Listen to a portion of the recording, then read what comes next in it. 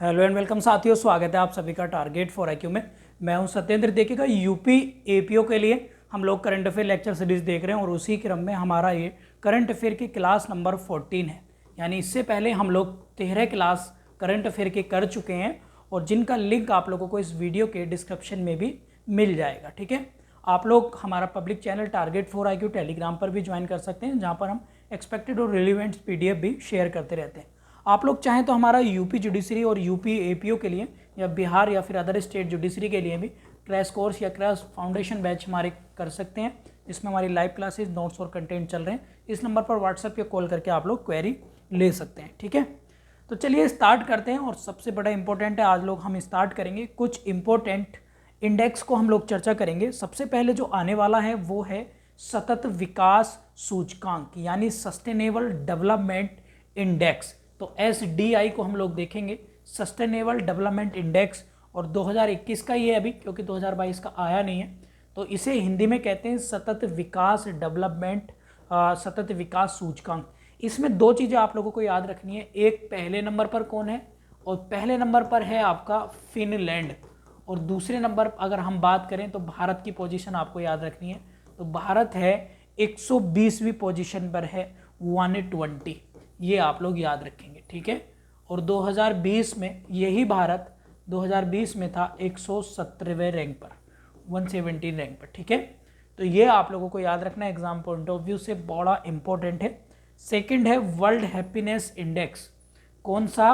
World happiness index.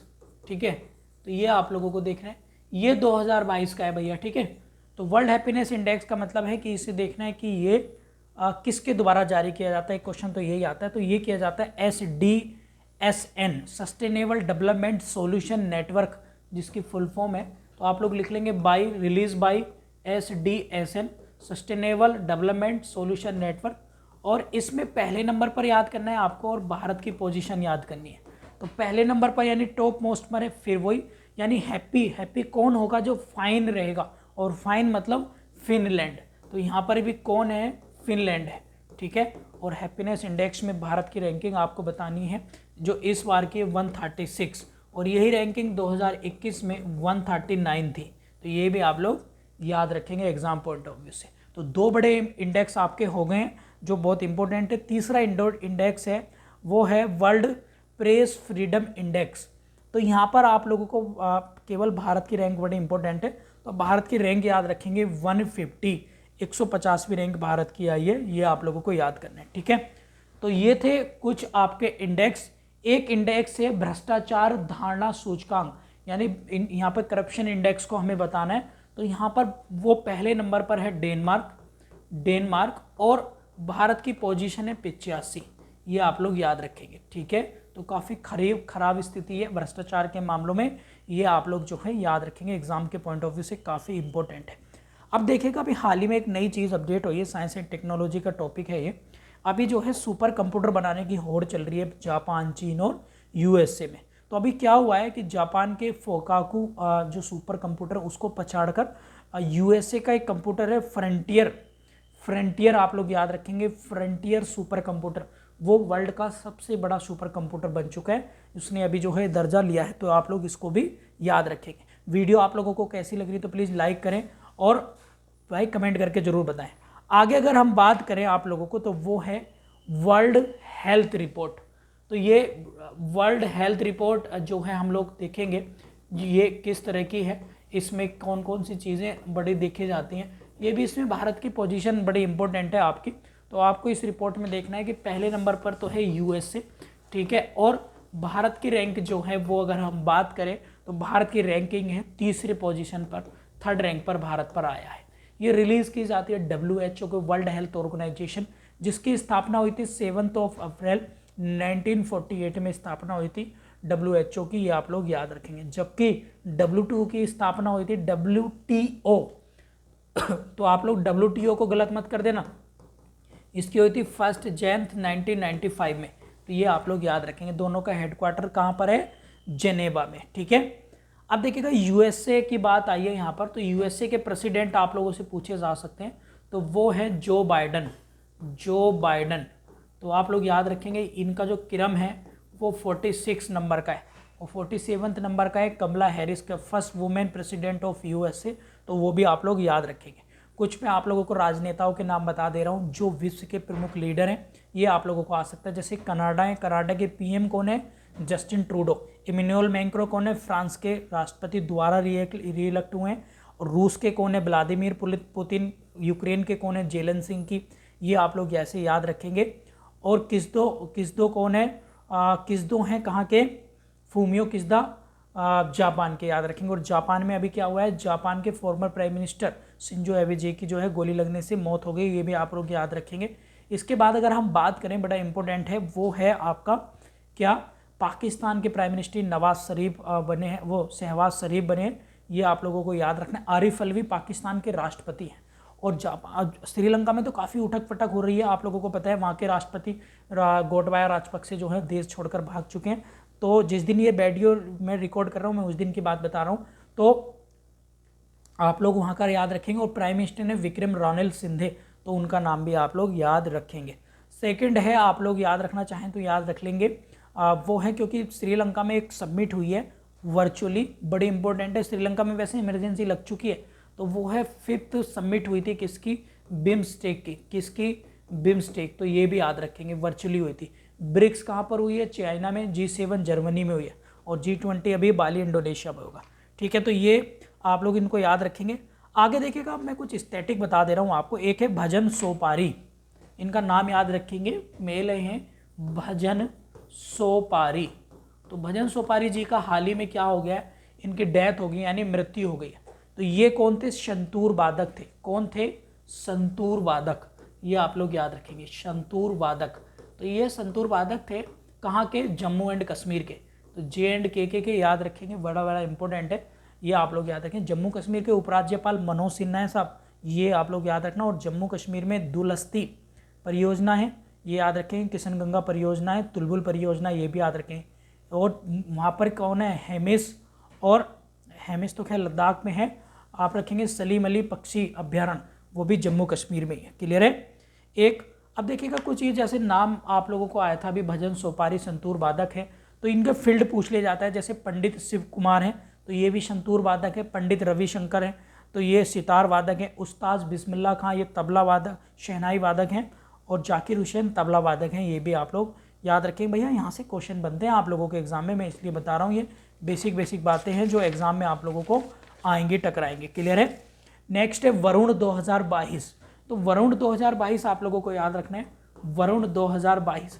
तो ये वरुण 2022 पता है क्या है? ये एक नेवल एक्सरसाइज है वरुणा, और भारत और फ्रांस के बीच में आयोजित होती है। ठीक है, ये आप लोग याद रखें। फ्रांस की राजधानी पेरिस है, और इसी पेरिस में पता है क्या हो रहा है? 2024 में ओलंपिक्स हो रहे हैं। और फ्रांस से आपको पता है क्या? भारत ने राफेल लिया है, राफेल, ये आप लोग याद रखेंगे। ठीक है, और ये मिलिट्री एक्सरसाइज कहाँ पर हुई है 2022 की?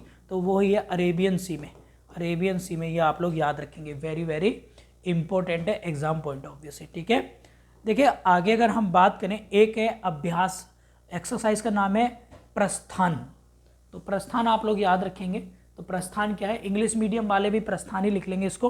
तो ये भारतीय नौसेना की है, आपस में म्यूचुअली नौसेना की जो यूनिट्स होती हैं उन्होंने आपस में करी है। कहाँ पर? मुंबई में, ये आप लोग याद रखेंगे। एक है मिलिट्री एक्सरसाइज है वायु शक्ति। तो वायु शक्ति है, वायु शक्ति। तो जैसे नेवी की थी प्रस्थान, तो वायु शक्ति किसकी है भैया? तो वो है किसकी? अपनी अगर हम बात करें तो भारतीय वायु सेना की।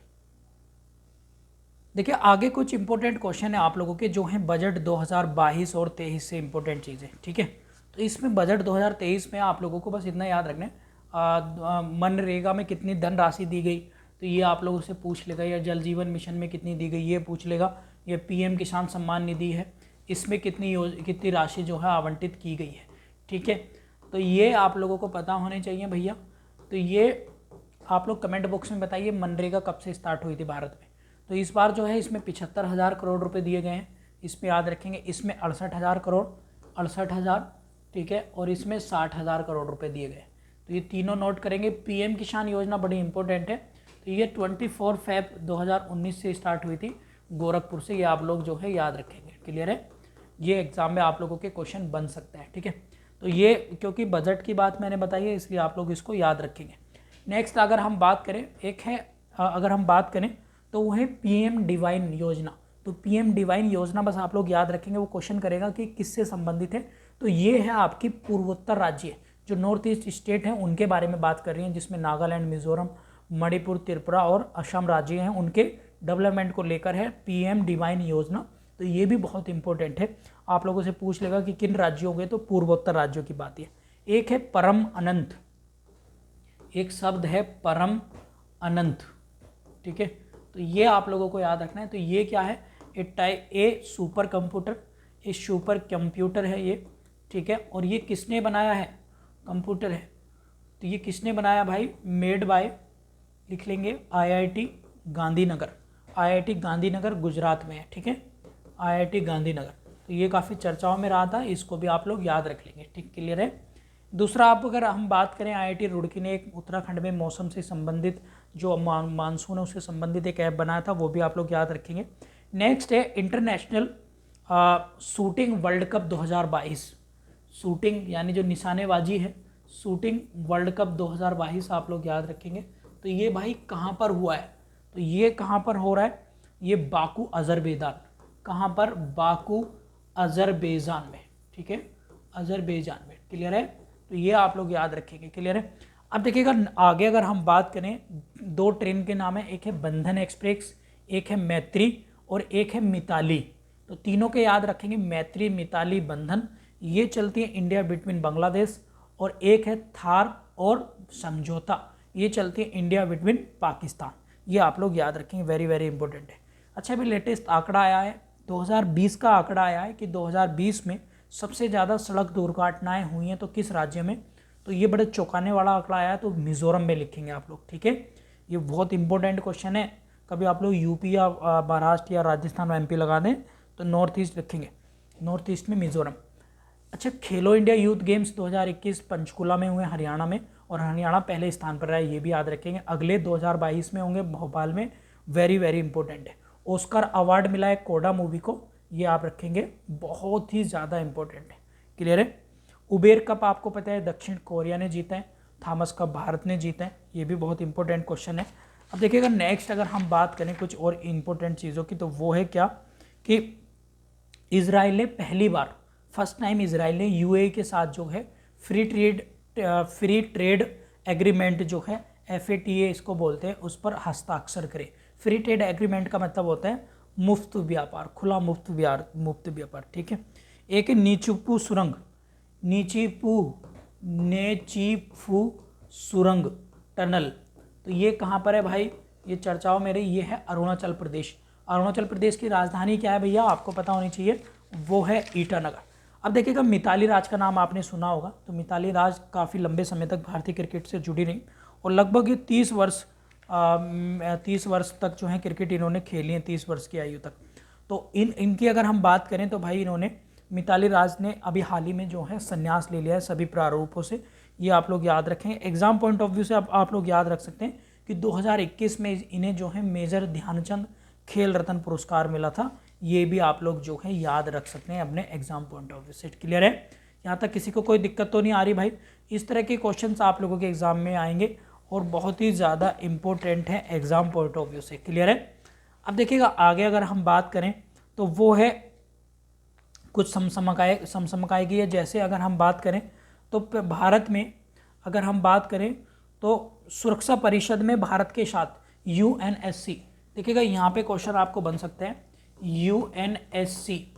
तो इसमें 5 मेंबर होते हैं परमानेंट और 10 होते हैं जो अस्थायी होते हैं। अब इसमें 2022 और 23 के लिए और 2023 और 2024 के लिए 5-5 सदस्य चुने गए हैं। तो इसमें 5 कौन है, तो इसमें भारत भी है, Bharat, Ireland, Mexico, Bharat, Ireland, note कर लेंगे आप लोग, Ireland, Mexico, Bharat, Ireland, Mexico, और है नॉर्वे, केन्या, नॉर्वे और केन्या, ठीक है। तो ये 5 सदस्य हैं 2022 और 23 का, और 2023 के दिसंबर में भारत इस UNSC का 1 महीने के लिए अध्यक्ष भी बनेगा। 2023 के लिए है माल्टा, लिख लेंगे आप लोग Mozambique, Mozambique very very important है। जापान, ठीक है, स्विट्जरलैंड, जापान स्विट्जरलैंड। एक देश और है जिसका नाम मेरे को याद नहीं आ रहा है, आप लोग अगर कमेंट बॉक्स में बता सकते हैं तो बताइएगा। जो भी यूएनएससी के 5 नए देशों की जो है घोषणा हुई है, ठीक है। एक का मेरे को नाम याद नहीं आ रहा है, अगर वीडियो में भी आएगा तो आप लोगों को बता देंगे। एक बार आप लोग जो है इसको देख लेना, ठीक है। तो याद रखना है आप लोगों को, स्टैचू ऑफ इक्वलिटी कहाँ पर है भैया? हैदराबाद में। यूनिटी गुजरात में, गांधीनगर वो अपना अहमदाबाद में। Statue of peace Pali. Statue of अगर हम बात करें पीस तो वो है आपका पाली में राजस्थान। स्टैचू ऑफ बिलीफ आपका नाथद्वार, ये है आपकी कहाँ पर अगर उसको बोलते हैं तो क्या कहाँ पर है? राजस्थान, नाथद्वार में, लॉर्ड शिवा की, ठीक है। तो ये आप लोगों को याद रखने कुछ इंपॉर्टेंट क्वेश्चन है जो एग्जाम पॉइंट ऑफ व्यू से आ जाते हैं। अब देखिएगा, भारत सरकार ने सभी गांवों को ब्रॉडबैंड नेटवर्क से जोड़ने का लक्ष्य रखा है 2022, और 2022 ही क्या लक्ष्य है? किसानों की आय दुगना करने का। तो ये एग्जाम, हालांकि ये सब चीज़ें हुई नहीं है लेकिन एग्जाम में क्वेश्चन बनते हैं। HIV एड्स को ख़त्म करने का टारगेट है भारत सरकार का, तो वो है 2023 तक HIV एड्स को पूरी तरीके से ख़त्म करने का। क्लियर है? ये आप लोग याद रखेंगे। नेक्स्ट अगर हम बात करें तो एक चीज़ आप लोगों को याद रखिए, डिजिटल रेडियो का लक्ष्य है भारत का 2024 का, ठीक है। तो ये करंट अफेयर नंबर 14 थी आप लोगों की 14। आप लोग कमेंट बॉक्स में बताइएगा। आप लोगों से 2-3 क्वेश्चन पूछ रहा हूँ जो कमेंट बॉक्स में बताएंगे। एक तो आप लोग मुझे बताएंगे फटाफट से, जर्मनी के चांसलर कौन है, उनका नाम बताएंगे बहुत जल्दी। और दूसरा आप लोगों को बताना है कि 2023 में हॉकी वर्ल्ड कप कहाँ पर होगा, ठीक है। चलिए, मुझे इन क्वेश्चंस के आंसर का इंतजार रहेगा। अपना ख्याल रखिएगा और ये सीरीज़ आप लोग जरूर कम से कम 2-2 3-3 बार फॉलो कर लेना। उम्मीद है कि आप लोगों को पसंद आएंगी। Thank you.